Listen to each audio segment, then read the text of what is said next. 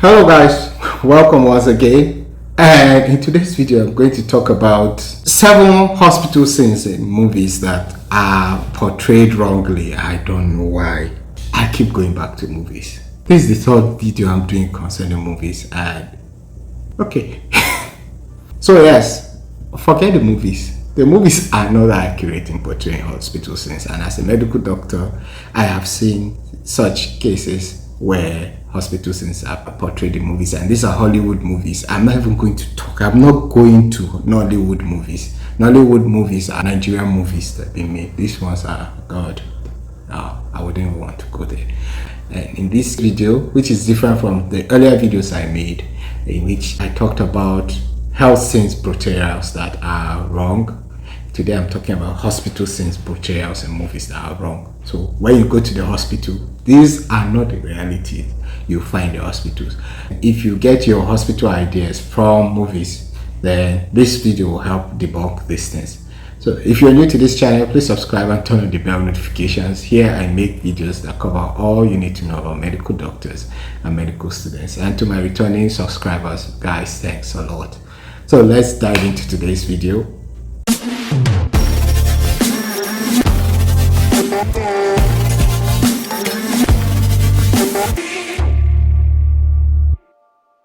The first scene is an obstetric scene. I don't know why movies always portray birth scenes to be so beautiful. It's not so. It's so neat. Everywhere is just okay. The woman might just be screaming. Yes, the woman will be screaming, and then later on, the baby comes out, and the baby is so neat. Obstetricians or doctors that have handled deliveries, including nurses and midwives, will tell you that it's not so. The labor ward is not neat at all. It wouldn't be. It's not. It's quite chaotic and dirty, because a woman in the course of giving birth will excrete some things that will just stain everywhere, including blood, liquor, and even fecal matters. I've packed fecal matters in the course of giving birth. There's nothing shameful about that. It's part of my work. I volunteered to be a medical doctor. So it's dirty. It's really dirty. And the smell of liquor is something that many times I can't deal with. But it's my job. I have to do it. There are many times I've been soaked in liquor. It's just that I've never tasted liquor before. So please, it's not as neat as it is. This is not to discourage you, anybody from giving birth. Birth is a beautiful thing. It's a very beautiful thing. I had noticed that for every woman that I had overseeing her delivery, there's a face they make immediately after giving birth. You wouldn't even be able to marry this peaceful, smiling face to the one that was in anguish before. So that's the beauty of life, and it humbles me. Then one thing I noticed is that I think it's only in one movie I saw a baby being born with the umbilical cord and then it was being cut.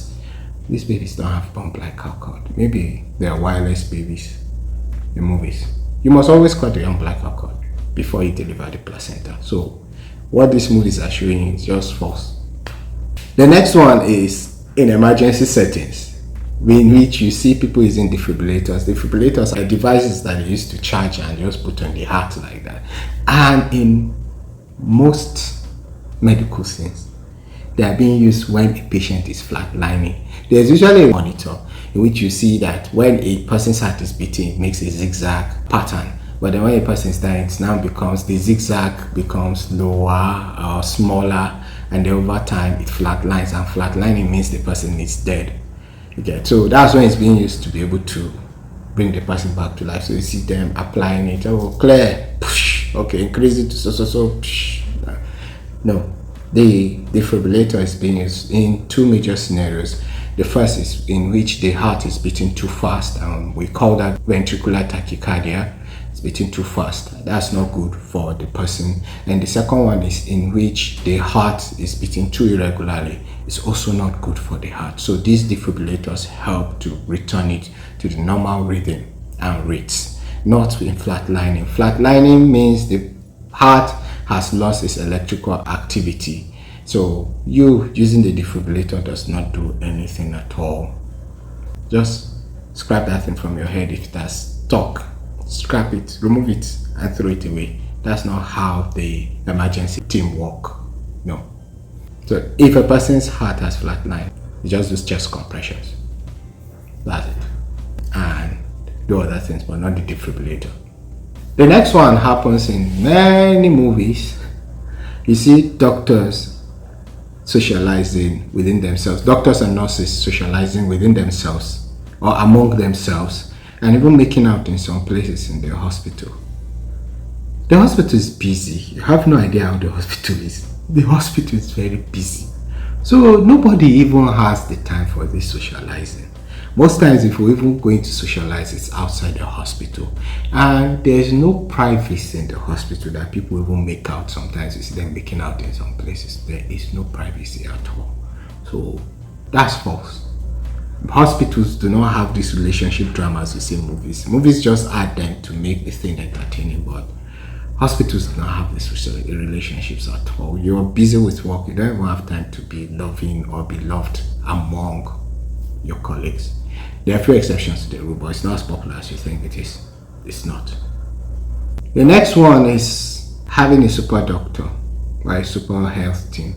And this is being portrayed in which the patient has a very rare disease and the doctor or the medical team immediately diagnose the patient, or after some little struggle, they're able to diagnose the patient and then treat the person. It's not as easy as that too.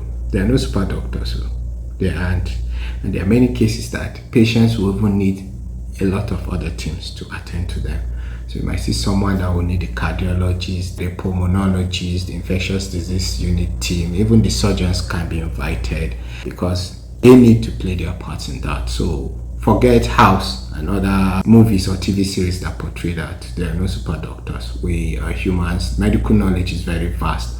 But the good thing is that we have a team, and a competent team that will be able to do things to be able to optimize or improve the health outcome of everything. So if you just expect that for every disease that you have, a super doctor will just come and diagnose and treat, you'll be disappointed. Just forget movies. They just have some very, very entertaining rings to themselves.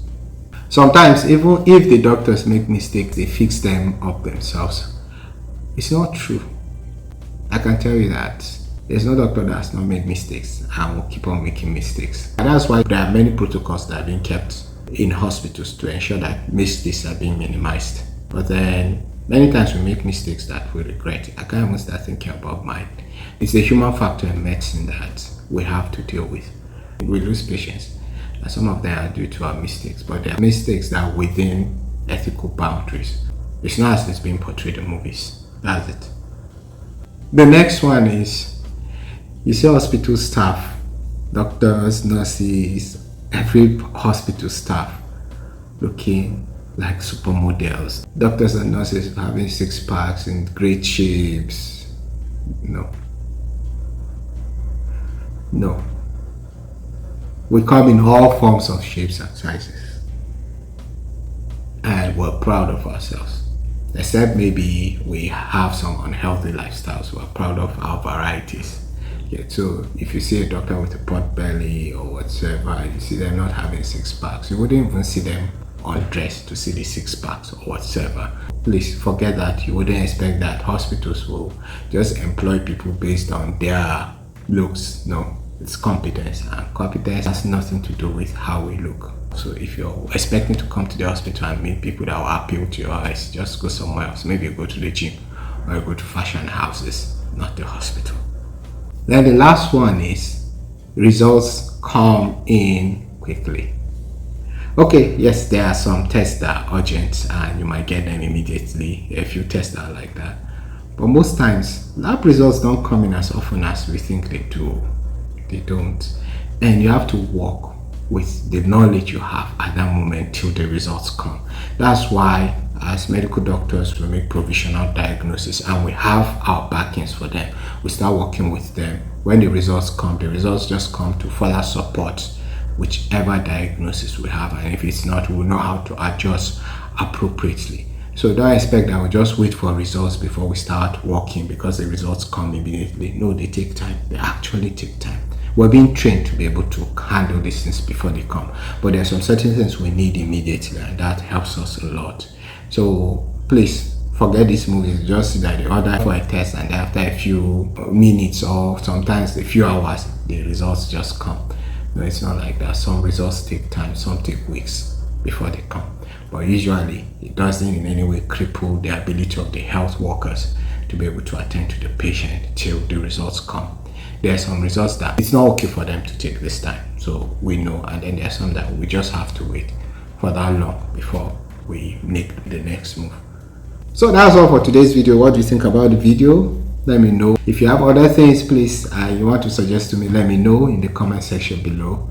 If you've not yet subscribed, please subscribe, and don't forget to like this video, share this video. Thank you, and I'll see you in my next video.